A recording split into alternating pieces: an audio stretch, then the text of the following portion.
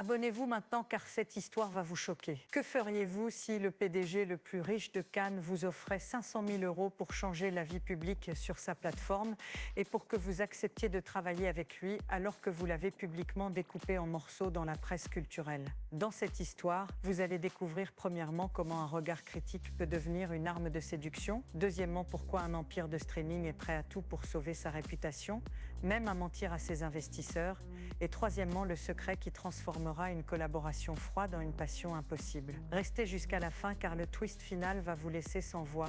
Elle croyait pouvoir réparer l'art, il croyait pouvoir acheter l'opinion. Mais elle ne savait pas que sa vie allait basculer. Alexandre Delorme, 38 ans, PDG du plus grand service de streaming basé à Cannes, avait bâti un empire évalué à 3,2 milliards d'euros en 10 ans. Provenant d'une dynastie d'industriels de la Côte d'Azur, il parlait au conseil d'administration comme on commande un opéra, avec précision, exigence et une élégance froide. Sa société Riviera Stream produisait des séries qui faisaient vibrer la France entière, des thrillers somptueux aux comédies romantiques qui devenaient virales sur la croisette, mais la critique commençait à siffler, commercial, sans âme, dépouillant le cinéma d'auteur, écrivait une voix qui comptait plus que toutes les autres. Élodie Martin, quarantaine, réalisatrice acclamée et critique redoutée, célèbre pour ses chroniques au Festival de Cannes et ses documentaires primés à Locarno. Élodie vivait entre un atelier de montage à Montmartre et des projections privées dans des cinémas parisiens. Elle portait une idée du cinéma comme une vérité fragile, non un produit formaté. Son visage apparaissait dans les colonnes culturelles. Sa voix avait fait vaciller des carrières. Alors quand elle publia une enquête dénonçant Riviera Stream pour dilution de la création, Alexandre sentit sa réputation vaciller. L'incident coûta des millions en visionnage perdus. Pour la première fois, son conseil murmura réputation avec peur. Mais Alexandre prit une décision que personne n'avait anticipée. Il engagea Élodie comme consultante artistique, non pas pour la faire taire, mais pour lui demander de sauver ce qu'elle aimait. Il l'invita à Cannes au siège moderne surplombant la baie. Imaginez la scène, le palais des festivals en arrière-plan, des maquettes de décors, l'odeur du café serré et le bruit lointain des vagues. Si vous aimez ces histoires de pouvoir et d'art, likez cette vidéo.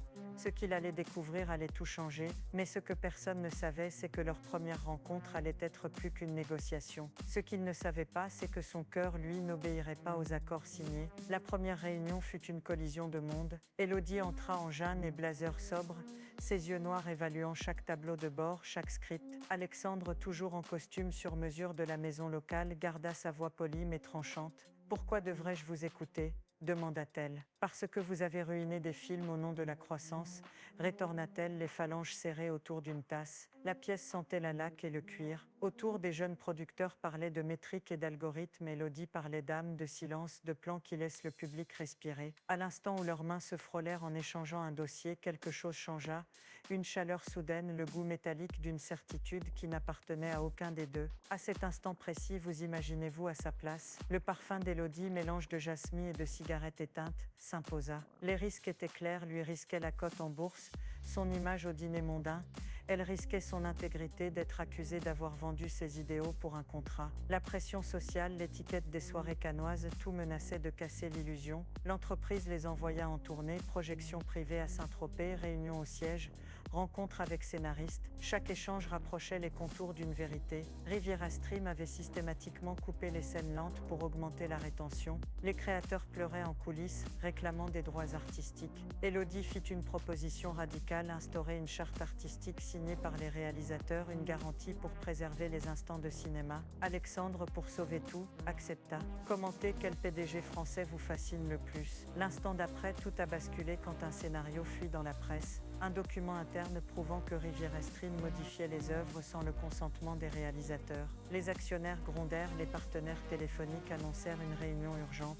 La tension monta comme un ciel d'orage sur la Méditerranée. Ce qu'elle va découvrir va changer sa vie dans ce dossier. Élodie trouva une annotation signée d'une main qu'elle connaissait trop bien, la signature de sa mère, Anne Martin, qui avait travaillé jadis pour le père d'Alexandre. L'aveu fit trembler la relation naissante.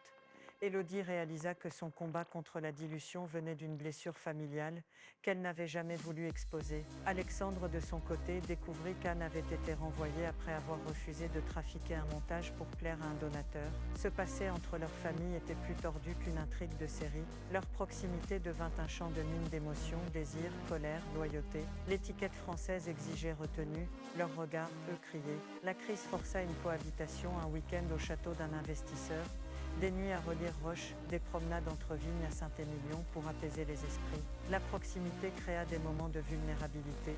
Élodie confessa ses nuits blanches à payer les factures d'un court-métrage. Alexandre avoua l'angoisse d'un héritage qu'il n'avait jamais choisi. Sur un yacht privé sous un ciel constellé, un presque baiser suspendit leur monde, leurs lèvres à 1 centimètre, l'odeur du sel et du café, la promesse d'une possibilité. Dites-nous, croyez-vous aux secondes chances en amour? Mais soudain un secret éclate qui va tout détruire. Un journaliste intrépide révéla qu'une société écran liée au conseil d'administration avait acheté les avis de certains chroniqueurs pour influencer la perception culturelle. Le scandale menaçait d'engloutir Riviera Stream.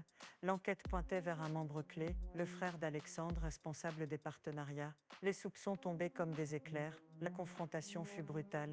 Alexandre fit face à son frère dans le bureau familial, des tableaux d'art moderne comme témoins muets. Les mots claquèrent: trahison, mensonge, famille. Élodie, blessée par la duplicité, se sentit utilisée. Son engagement semblait n'avoir été qu'un levier pour récupérer l'opinion publique. Elle se retira, menaçante de tout révéler au festival et aux médias. Le dilemme était clair: protéger la famille et l'entreprise ou défendre la vérité artistique. Le choix qu'il va faire va vous surprendre, car Alexandre prit une décision qui brisa tous les pronostics. Il choisit l'intégrité plutôt que le profit immédiat. Il dénonça publiquement les manipulations, limogea son frère, accepta une chute temporaire en bourse et lança un audit indépendant. Son geste coûtait des centaines de millions, mais il renvoyait un message: l'art compte plus que la croissance aveugle. La réaction fut explosive, certains investisseurs partirent, d'autres applaudirent. Élodie, en apprenant sa décision, sentit ses défenses s'effondrer. Le goût salé de la mer lui sembla soudain moins amer. Dans une ultime confrontation émotionnelle, au sommet du palais des festivals,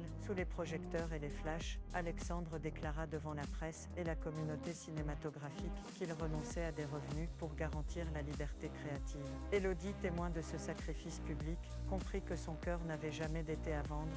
Ils s'effondrèrent l'un contre l'autre, la ville de Cannes illuminée en arrière-plan, comme une scène de film où la réalité dépasse la fiction. La passion se mêla à la rédemption, leurs mains serrées racontaient plus que les mots, et maintenant la révélation finale que personne n'attendait. Au moment où tout semblait retrouver un équilibre, on apprit que la mère d'Élodie, Anne, avait conservé des rushs inédits d'un film oublié que Riviera Stream décida de restaurer, non pour le profit, mais pour l'art. Alexandre proposa une projection au château de Versailles, transformant l'œuvre en manifeste pour le respect des créateurs. La réconciliation fut scellée par le cinéma lui-même.